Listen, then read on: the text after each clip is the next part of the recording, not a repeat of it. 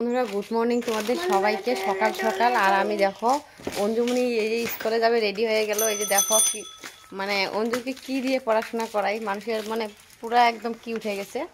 তো এই যে দেখো অঞ্জুমণি যাচ্ছে, কারণ আমার তো পড়াতে হবে তাই না।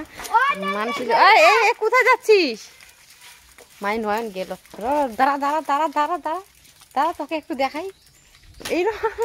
তো এই দেখো অঞ্জুমণি আর সুজি খেয়ে নিল, আর কিছু খেলো না ও, মানে খেতে চায় না। আর একটা কুরকুরে প্যাকেট নিয়ে নিল। আমি বললাম যে স্কুলের দিকে খিদে লাগে তো খাবে।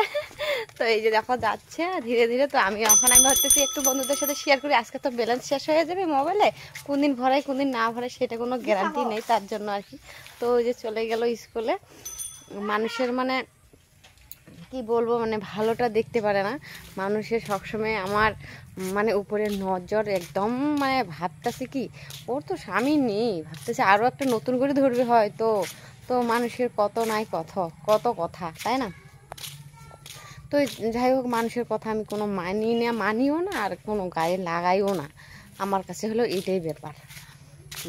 মানুষের মানে অনেক, কারণ কি কিসের জন্য জানো, আমাদের এখানে না প্রচুর পরিমাণে এগুলোই হচ্ছে আর কি। আজকে ওর বোর, কালকে ওর বোর, কালকে ওর বোর, মানে আসেই আর কি প্রত্যেক দিন আর কি গবজব হয়ে আছে, মানে চলছে আর কি। আর আজকে আর ওর বউ চলে গেল এটাই হচ্ছে আর কি আমাদের গ্রামে আর কি।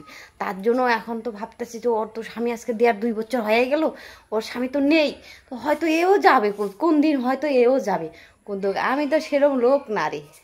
আমি ভালো করেই, আমার স্বামীটাও ভালো করেই জানতো যে আমার বউ কোনোদিনও যাবে না, সেটাও ভালো করেই জানতো।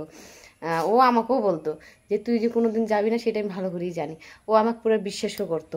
আমার ব্যাঙ্গালোর আমাকে একা রেখে ও বাড়িতে এসেছিলো, আর ছিল আসে 10 10 দিন ছিল আর কি এই গ্রামে, এই নয়াচারাতে গ্রামে এসে 10 দিন ছিল। আর আমি ব্যাঙ্গালোর একা ছিলাম, একা। তাহলে আমি ওখানে কোনো কিছু